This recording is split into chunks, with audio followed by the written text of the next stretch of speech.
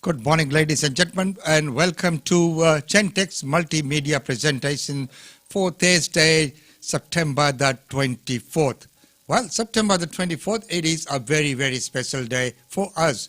September 24th, 17 years ago, at this time we were going through our invite list and getting ready for the launch of Brisbane Indian Times at the Ballymore Sports Centre. We'll show you some photos of there, but later in the week we'll bring to you a full, some clips of the opening and like to see who was there at that point in time and who's there today. So it is the 17th birthday of Brisbane Indian Times. Well done to the team and everyone who has been part of their journey up to now. Well, right now, what do we have in store for today? Treasurer Josh Frydenberg has unveiled US-style bankruptcy reforms to help businesses. We'll look at that news in great detail. The border between New South Wales and South Australia is now open again, and New South Wales recorded no new community transmission again yesterday. Victoria and Queensland are considering an ease in their respective restrictions after encouraging data. Well, follow Gentex Multimedia for key updates and live streams from Australia and from around the world. So what we're going to look at is major overhaul for bankruptcy laws, which is going to offer businesses a lifeline. And that is a good move, I would say. And no new New South Wales transmission prompts South Australia border reopening. Melbourne's 14-day virus rolling average drops to 30, and Queensland to cusp further ease the restrictions, which is good news. But first, let's get to the weather and let's take a look at what today's going to look like. Looking out the window, it looks like a magnificent day. So what's the weather going to be like today? With that, let's welcome Dilraj. Good morning, everyone. Weather forecast for the rest of today is minimum 16 and maximum 30 degree. Brisbane area is mostly sunny with light winds. Chances of rain are 0%. Fire danger is very high and sun protection is recommended till 2:50 p.m. UV index is predicted to reach 8, that is very high. So till tomorrow, stay safe and have a good day. And the prediction for 8 and the UV index is definitely high. So ladies and gentlemen, thank you so very much for that, Dilraj. Right now, let's move on with the news. And first of all, let's take a look at the latest report from the Queensland Parliament House. With that, let's welcome Minister Stephen Miles.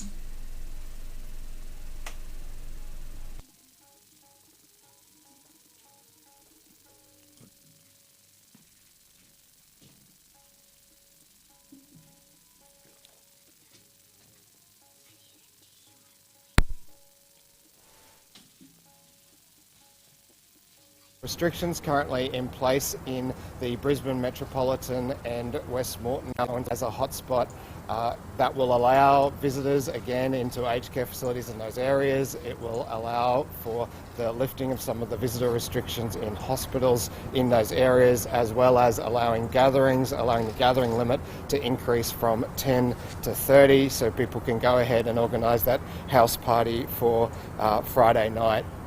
There's been some conjecture this morning from the Federal Treasurer, Josh Frydenberg, claiming that Queensland did not ask for ongoing assistance from the Army on our borders. And so I'd like to distribute for you correspondence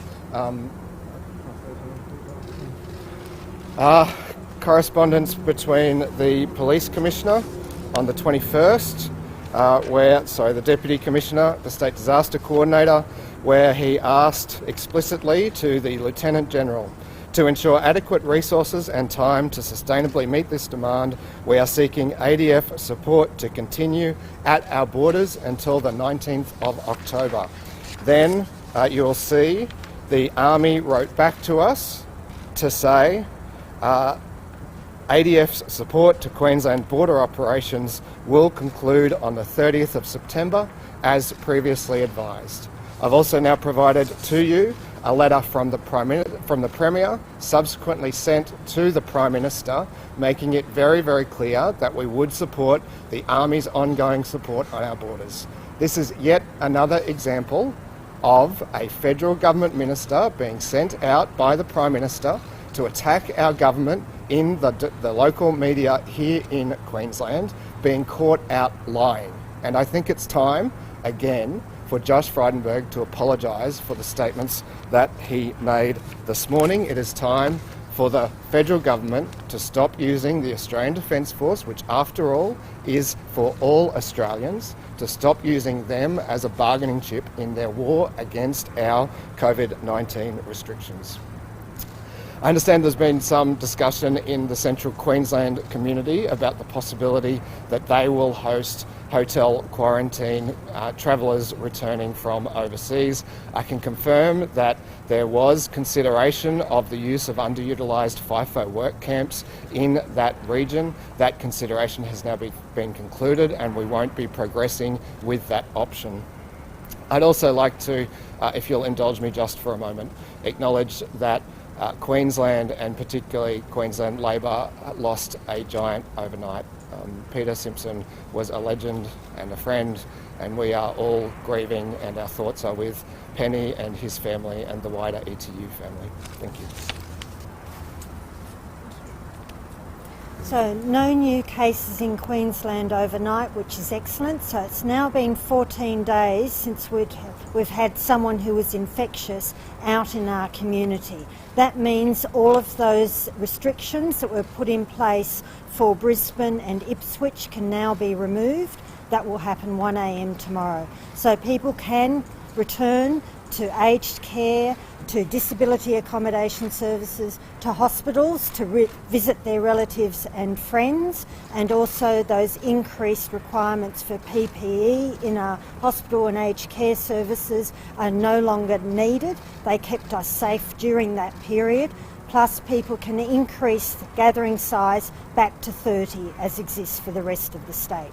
This has been a really good outcome. So we've now had 55 cases related to those clusters, and it has been an amazing response from Queenslanders. So our COVID safe plans, I think, were really tested, and they came forward and they showed that they work, and that is really reassuring, because as we go forward, we know we can't eliminate this virus from Queensland. No matter how successful we are at our borders, there is always that ongoing risk. So we need to be ready if we do have another incursion into Queensland. We now know that we can manage those incursions through our processes in our hospital and health services with contact tracing and through testing. Testing is so important. It was great to see in the last 24 hours more than 5,000 Queenslanders got tested. That's where I want to see our numbers sitting at, because that gives us a good idea across the state of potentially what is happening. It's really important that as we go forward we do those things. So if any of us are sick, stay home, isolate ourselves and get tested immediately. That's really important, so we find the first case in a cluster, not the 50th case. That's vitally important. Then we also need to be ready to respond as a community if we know there is virus circulating. So we need to make sure that we understand those COVID safe plans and we follow them. We need to provide our contact details so that we can very rapidly get hold of people. As we saw in this most recent cluster, it's household transmission that is the biggest risk. So we need to know about cases as quickly as possible so that we can work with households to stop transmission within that household and to stop people going to work whilst infectious. Remembering the 3 days before you get symptoms, or when you are most infectious, particularly that 24 hours before, and no one can know what's going to happen. So that's why we've just got to be so careful if we've got virus circulating. So, ladies and gentlemen, we'll leave that report there, and it is wonderful news that things are under control and that those restrictions are being eased. And the good part is when people can go and visit their relatives. Some of the elderly people have been waiting for people to come and actually see them and visit them. With those lifting restrictions, it would be a wonderful opportunity to go see them. Well, right now, let's take a very quick look at the news headlines. Today at news.abc.net.au and on iView, here are the top stories on ABC News. A major upgrade of the national broadband network has been criticised as a humiliating backflip for the coalition. The plan will involve technology known as fibre to the premises, which Labor had planned for in the NBN's initial rollout. Communications Minister Paul Fletcher has defended the timing, insisting a greater demand is behind the move. Victoria's Premier Daniel Andrews has flagged the possibility of easing restrictions earlier than originally planned under the state's roadmap to recovery. There were 15 new coronavirus cases and 5 deaths recorded overnight, with Melbourne's 14-day rolling average dropping to 29.4. Mr Andrews says the figures show the strategy is working. Around 100 police and searchers are continuing to scour bushland in the Yarra Ranges east of Melbourne for a missing 14-year-old boy. William Wall has high-functioning autism. He failed to return from a 15-minute walk near Launching Place yesterday morning. There have been several sightings of the boy yesterday and today. And rescuers working to save pilot whales after a mass stranding on Tasmania's west coast say euthanasia could be an option down the track to maintain animal welfare. Initial estimates suggest around 300 of the animals have died. 25 whales were saved yesterday, and while a small number beached themselves again, crews are hopeful they'll save more today. And that is hard. Unfortunate with the whales, that story there. We will look at that in a minute as well in the news in brief. Well, right now, yesterday there was a wonderful conference, the forum organized for all the small businesses and from the multicultural community, and QPest and other organizations which got together to put on. But Minister Shannon Fentiman, who joined the forum, or who was the keynote speaker at the forum, did an excellent presentation yesterday. So as you can see, there's quite a lot of people who actually joined into that forum yesterday. And it is wonderful to see that all these multicultural community and small business people coming out to share the ideas that they have, and also hear from the minister firsthand as to what is available. So well done, QPest and others who were on the Zoom seminar yesterday. Here's some of the screenshots from there of Minister Fentiman at the helms of that. Well, right now, let's go and take a look at what actually happened on this day 17 years ago. Well, yes, that is me. Well, with the hair, of course. So that was the launch of Australian Indian Radio, not Australian Indian Radio, Brisbane Indian Times. So, Brisbane Indian Times, the official launch at Ballymore Club. And this is Pramesh Chand. And this is Councillor Alan Bolton, who was the mayor of Redcliffe at that time. And he was instrumental, and he was the one who actually launched it. And we might all remember today Zack Davis. And that time Zack Davis was a young boy writing up the speech for Mayor Alan Bolton at that time. And, till today he says, I can't forget that day when when I was a young boy coming there with the camera taking those photos. And he has Sarat Maharaj, who was the present at that function at Ballymore during the launch. And this here was the official launch. So there's Sarat Maharaj and there's Sultan Din. And Neil Roberts, who was with the police at that time. Of course, us too, Alan Bolton there as well. So, the official launch, which took place on 24th of September, so 17 years ago. It's wonderful to see. And that's the original members of Brisbane Barbers Band. There's Gayatri Desai, Suresh Chandra, Dhirendra Singh, and very slim looking Alpesh there. Everyone got together at that time for that opening. And of course, in this you can see Sanjay, and he was the MC for the event, and there's Shikha, that's Rekha Hakim, and Katrina Susla, and of course Christine Hotel, and there is Pramesh Chand in that sort there as well. Well, after the launch, it was party time, so party all around, and you can see the solicitor Arun Raniga in there as well, and of course one and only Manju J, who of course he has to be there, and there's Ashok and all the crowd. It's good to see Jaswanti there as well.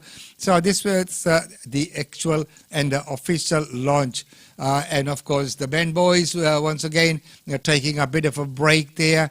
Now after the this was the launch of the newspaper itself, and then we went to print. The actual print was actually released.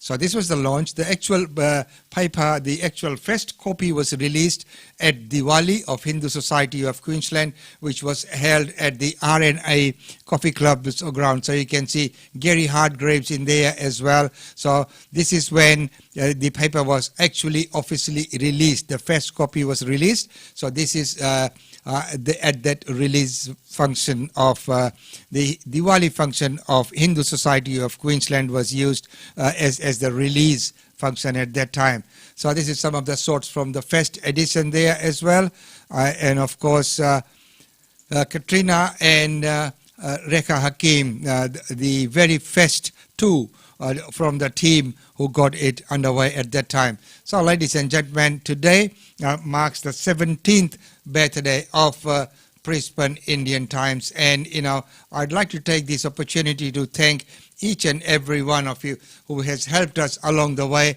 and all our advertisers for their continued custom and for the continued support which has seen us come through. Without the support of all our advertisers, it would be hard to sustain a newspaper for 17 years when the paper is a free newspaper. And of course, I'd like to thank all the contributors, all the correspondents for sending in the artwork and the materials and the editorials, which makes the newspaper. So thank you very much. Really appreciate it. We'll bring to you a video presentation of the launch, further down the track, and not today. So right now, let's go into the news section, but before we do that, we'll take a very quick commercial break.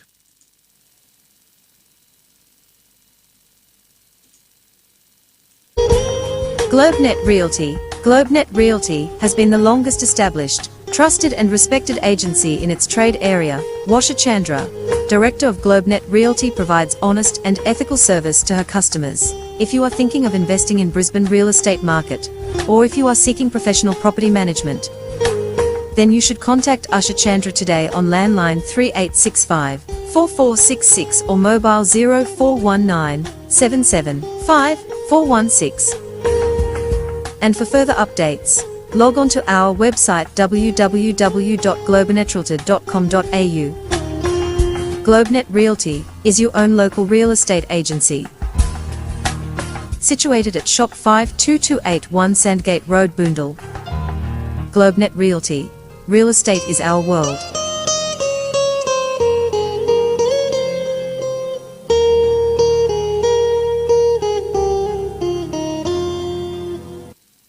And thanks to GlobeNet Realty for being with us as our sponsor for this segment. Well, right now, let's go to the news in brief. First up, Kim Peek regrets the second wave of coronavirus in Victoria. The Secretary of Department of Health and Human Services in Victoria, Kim Pike, told the Hotel Quarantine Inquiry she regretted not being able to prevent the second wave. So, it's all in hindsight. Let's take a look at that report. Now, my final question is this. You've given evidence to council assisting and to me that as Secretary of the Department, you're the most senior public servant in the Department of Health and Human Services, correct? That's correct, yes. And of course, you know that old quote, true leaders take responsibility, correct? Yes. Correct? Okay. Yes. Do you accept, sitting here today, that there were deficiencies in the hotel quarantine program because your department did not discharge the functions that it had been provided for in the Operation Soteria plan? Do you accept that? No, I don't. Thank you. I absolutely. No, please let me just say two things. It is a matter of profound regret to me as the Secretary of Department of Health and Human Services that we experienced a second wave in Victoria and all of the consequences that came with that. So there you are. Well, right now, going on to a slightly better news, there is, we'd like to introduce to you today Dana Sleip, Australia's first Aboriginal dermatologist. And she is Australia's first Aboriginal dermatologist. Her mission is mentoring students who may have never considered a career in medicine, as well as advocating for more Indigenous leadership throughout our healthcare system. A warning to our Aboriginal and Torres Strait Islander viewers, the story contains images of people who have passed away. But it is wonderful to see, the coming into the mainstream work, and that is just so good. And this is what we have been advocating for a while, that, more and more Indigenous people need to come into this kind of work. And, take my hats off to Dana for having done what she has done and what she has accomplished. So here's that story.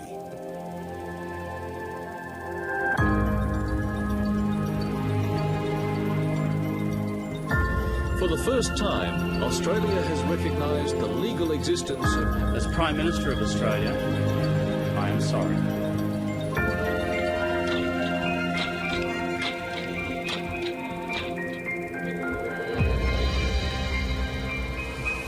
My name is Dana Sleip and I'm Australia's first and only Aboriginal dermatologist. When I think about young Dana growing up, I think about a kid that was often encouraged to pursue education, a kid that was always told to stay engaged with school, and a kid that oftentimes wasn't particularly joyful. So I think about a lot of different hurdles that came up along the way. I was extremely motivated to become a doctor, but I didn't really think that it was a career for me.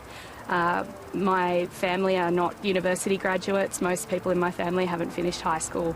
I think what's really important to recognise is that medical schools have always been geographically and socioeconomically focused on inner cities. So what that means is that a lot of young people have always had in the back of their minds that if they're not in those geographic and socioeconomic subsets of the community, that they can't have jobs in those areas. And that's why I put that dream into a little shoebox in the back of my head and put it on a dusty shelf for a long time. So I was working in a Westfield one day and I had two completely separate serendipitous conversations with two different people where they said, how long are you going to do this for? How long are you going to work in a shop selling mascara for? And I loved it, but I recognised that the time was coming to an end of how long I could do that for, and having two similar conversations on the same day made me go home and start Googling. I found it on like the 5th page of Google that there was a new university that had opened up 2 years prior in Campbelltown, and so I got in, I showed up. I was like a 10 out of 10 nerd, head down into the books, always studying, staying back late, and I did really well. I've had Aboriginal doctors from all different disciplines within medicine encourage and inspire me. What that means is that I have to give back. So I'm excited to be able to align both conventional dermatological medical care in this country alongside mentoring Aboriginal young people into careers in niche areas and niche specialties, people like me look at me that are younger, that are going to be the health leaders of the future and go, maybe I can do that too. And that's really cool. I think there's been a real...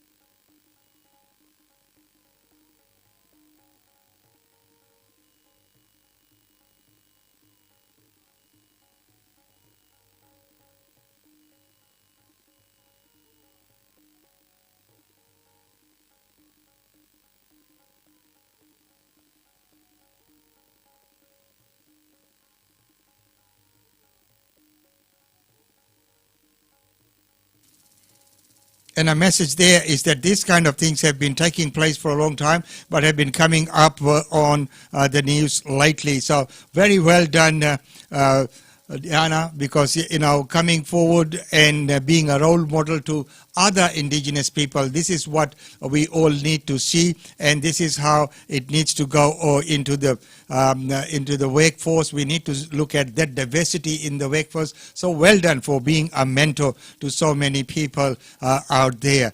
So that was Diana Slape, the first Aboriginal dermatologist. Well, right now the story that's breaking everyone's heart is the rescue efforts of the whales. But let's talk to Dr. Vanessa Pirotta as she explains the whales trending in Tasmania. So when we look at all these things, we know that the world has evolved, and it has evolved over time, and there are many things that have happened in which we have no control. Of course, man has contributed greatly to the climate change. I will always accept that fact, and that we are to be blamed. But there are many natural disasters that have taken place. There is natural progression of events and things that have happened. One such thing is, this incident about the whale. Hey, a while back, there were dinosaurs on this earth. They are extinct. So, what happened there as well. So there are many things that have happened, and the evolution, of course, above all, is Mother Nature and what she's got in plan. What happens and what's evolution. But to the environment, to the protection of the environment, to the pollution of the environment, we have contributed to that as well. Dr. Pirotta, what causes a mass stranding of whales like this? Unfortunately, we don't know the reasons as to why whales strand. It remains a big, big mystery. There are a number of factors that could potentially cause this, such as misadventure, an error in navigation, or maybe even an individual leading a whole pod astray if they're sick.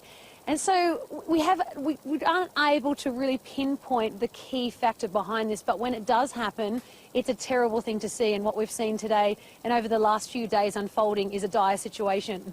Why is it not just one whale that loses its way and does this? Why is it often a large group of whales?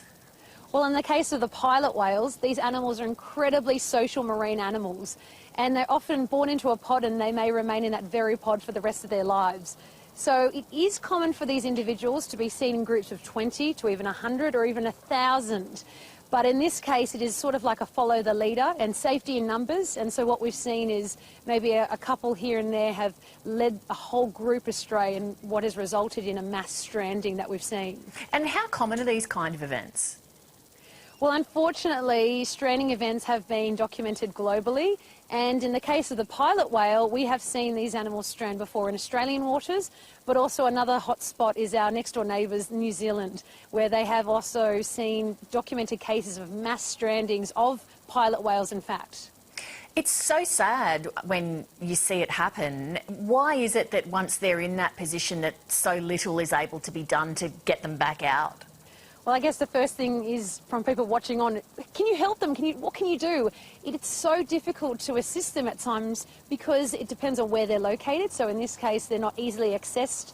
So it does require the use of boats. But as well as that, we're talking about an animal that can be between 5 to even 7 metres long and over 2,000 kilograms. Once these animals hop on the shore, Unfortunately, they're just really hard to move, and because of their weight, they can kind of dig into the sand.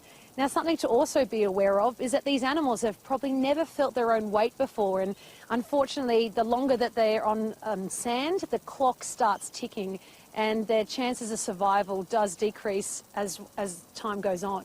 Dr. Perrotta, thank you. Very, very unfortunate indeed. As the doctor mentioned that, they're unaware of their own weight until they're there. And of course, it's a misjudgment of the time when they beach up on the shores and the tide is, going out rapidly, they get caught in that situation, as this new report says. Just when we thought that 270 was enough, it just got worse. And so aerial survey of the area detected by helicopter has actually identified an additional 200 animals, which at this stage appears to be, most of them appear to be passed, unfortunately, from the air. However, this wouldn't have changed the plans of the marine experts in the field right now, because generally when you attend to an animal stranding like this, you assist those that are more likely to, A, be alive, and those that are logistically in an area where they're able to be helped first of all. The 270 in the initial find and another 200 here, I mean, are they likely to be of the same pod, or is this different groups of whales just happening on that migration to end up in the same spot? Well, these are pilot whales, so pilot whales can be found in groups of 20 to 100 or even seen in groups of over 1,000. So it could potentially be two different groups or one big group. You may have just had the initial pod, which we've discovered as of today, that have entered in at a similar time or maybe a bit beforehand. And unfortunately, they do have a very strong social system, and these animals are very closely bonded, and that's why we've seen so many in this case, unfortunately, end up in this situation. And is that so? There's a social system where they are always close together, and hence, the two different pods that have been cited. It's the biggest stranding we've recorded in Tasmania, and we believe it's the biggest recorded in terms of numbers for Australia. So yeah, it's been a big challenge. We've got lots of crews that have been out in the water dealing with these animals for the last couple of days. It's wet, it's cold, it's hard yakka. Were you expecting to find another 200 whales today? And the numbers that they're talking about is about 380, we've been told.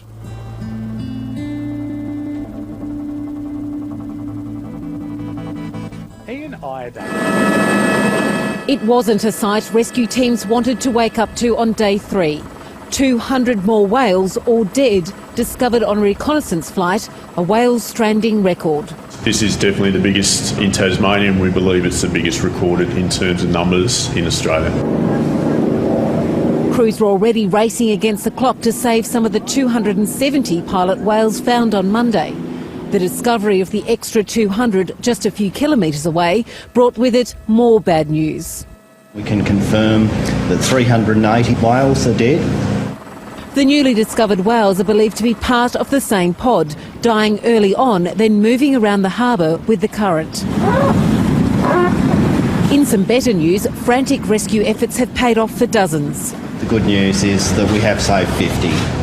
So now we have a total of 50 that have been taken off the bar and placed in deep water and appear to have stayed there. Another 30 are still alive, and crews hope to push them out to sea soon. Staff from local fish farms have been pitching in, saving mothers and calves from the sandbar. It was a pretty grim scene, pretty overwhelming seeing so many, and they were a bit more lively yesterday, so there was a lot of flapping and a lot of noise, but we just did what we could. Strawn locals are familiar with whale strandings, but not of this size. Look, it's just horrible and sad and chaotic, and, there's nothing good comes of it. But we'll continue working for as long as there's live animals at the site. The focus of this operation has already shifted to the retrieval and disposal of the hundreds of dead whales. The best method is still being decided. Burial is being considered. However, that's a bit of a problem because you'd have to bury them somewhere where, a big sea is not going to wash the bodies out again. So, yes, huge problem. Most of the other whale strandings I've seen, the whales have been dead. and something you can never replicate is the smell of dead sperm whales. A massive task for the days ahead. A massive task indeed as we go into the next story. For the sixth day in a row, Victoria has recorded a triple-digit increase in coronavirus cases. This is not an ordinary weekend. It is anything but that. 14 more Victorians have died, the majority of them from aged care, as new cases surged beyond 700. 3 months later, as Victoria finally begins to emerge from a deadly second wave of COVID-19, the hotel quarantine fiasco that caused it is being picked apart by an independent inquiry. It may even be that every case of COVID-19 in Victoria in recent weeks could be sourced to the hotel quarantine program. In the biggest week of hearings in more than a month, the state's most powerful decision makers are being examined. The decision to engage private security ended up employing thousands of people and costing tens of millions of dollars. Shouldn't we be able to say who made it? It's a really interesting and important question. The inquiry was launched in July after outbreaks at 2 hotels were linked to infection control breaches by private security guards. What went wrong and who was responsible are questions at the heart of this examination. Friday, March 27th has emerged as a critical date. It's when Victoria started scrambling, along with other states, to set up hotel quarantine in less than 2 days. We are now going to have a situation from midnight tomorrow night that you won't be quarantining at home on some honesty basis. You'll be quarantined with appropriate support at a hotel. That afternoon, former Police Commissioner Graham Ashton texted Victoria's top public servant Chris Eccles to ask what role police would play.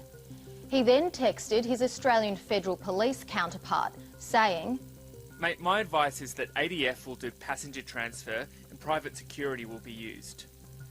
That's the deal set up by our DPC." At a press conference at 3 p.m, the Premier confirms private security will be used. Okay. Police, private security, all of our health team will be able to monitor compliance in a much easier way in a static location. Thanks.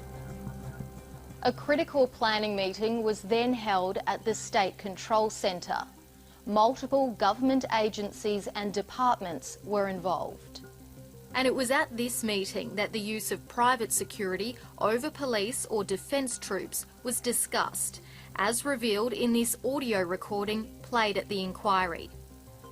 So private security, Victoria Police, I understand that the preference of Victoria Police or the Chief Commissioner is that private security be the first line of security and police to respond as required. Is that your understanding, Nick? Yes, it's Mick Granger here. Absolutely, that's our preference. Who made the call to hire private security is a central question no one seems to know the answer to. So do you yourself know, Mr Eccles, how it was that a decision was reached that private security would be the front tier of enforcement in the hotel quarantine program? I'm not aware. So a meeting on the... Emergency Management Commissioner Andrew Crisp says it was the preference of the former Police Commissioner. But Graham Ashton denies a directive came from him and says it was... So the blame game goes on, and finally, once the inquiry is over, we'll get to know what actually happened and how the decision was made. Well, I think... Well, in hindsight, the decisions were made in all good faith. The falling out has been with that company as well. So I'm pretty sure that, there'll be a lot more inquiry, and we will get to the final results and see the outcomes of that inquiry. Well, right now, let's go to South Australia, looking at what happened with that boat that went missing. And Tony Higgins sent out a distress call in the morning at the Margall was taking in water. Weather conditions have been again very poor. We have had the police helicopter up this morning. They've been going along and doing what we call a coastal search. We've also had a fixed wing which has been up doing some searches along the coast as well. given the weather conditions at this point in time and how they have been over the last couple of days, we haven't been able to, although we have gone out yesterday across the ocean to do a sea search. It's just impossible to actually see anything given the nature of the surf and everything out there. So we have been concentrating a fair bit along the coast from Encounter Bay all the way down to Cape Jaffa, including a fair bit around the Murray Mouth. So around the Murray Mouth, and they have been doing what they can. Well, right now, the last news for the local segment is Kevin Rudd, as he accuses the government of a monumental policy backflip over NBN. Here's that report. This is a monumental policy backflip by the Morrison government, which has spent 7 long years attacking my government's original plan, only now, 7 years later, to begin delivering to Australians what they should have had all along. So, Mr Morrison deserves no credit whatsoever for this. It's 7 years of lost opportunity for Australia. You say that money's been wasted in this project. How so? When we set out to build the National Broadband Network, we commissioned teams right across Australia to begin digging trenches, laying out the cable, all with one objective, which is to get that fibre optic cable into people's homes or into their business premises. All those teams were then ripped out of action back in 2014, and instead the work was interrupted. And as a consequence, there's a huge waste which occurs through the interruption of a big rollout like that. And now there's a further big waste involved in redeploying all those teams, and in fact, in many cases, building up those teams from scratch. This is a... So, according to Kevin Rudd, Australia is now getting what we always should have had or before and when the plan was actually put in place. Well, now we have the 5G and everyone's dealing with that, and anyone who has to deal with the faults and other things or dealing with any of the telco companies will know how hard it is these days to deal with them. The main thing is you can't even talk to anyone. You're taken around the loops, and then the Telstra even has started using these SMS messages, and by all the names of that, you can see the names that they are not locals here, that the names are overseas names that are appearing on that, and they hardly, are able to provide assistance. They will go around in the long-winded way, and it is very hard. You can spend hours and hours on those technical helpline. If you are, one simple thing is, even trying to reset your password, and again you're taken around the circles. So the telecommunications industry really needs a reshuffle and really needs to look at the service delivery and the customer satisfaction level. I'd say the customer service satisfaction level is as low as it can be.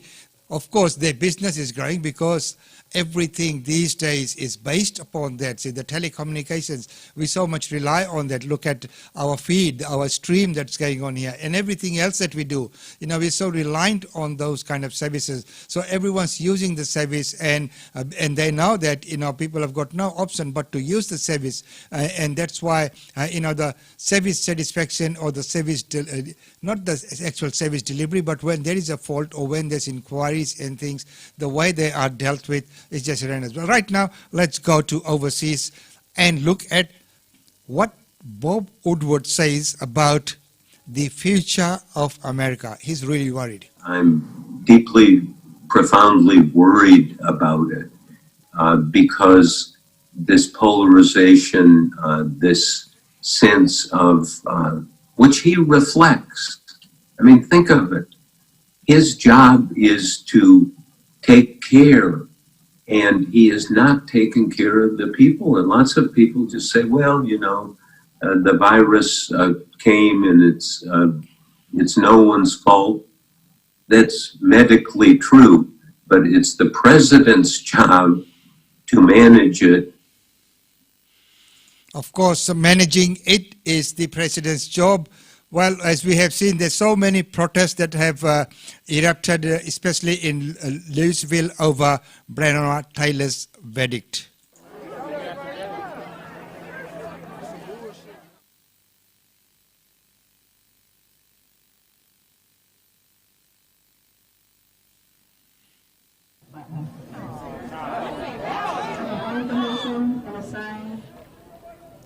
And now to Kentucky, where the AG defends the lack of charges on the same case. We simply act on emotion or outrage.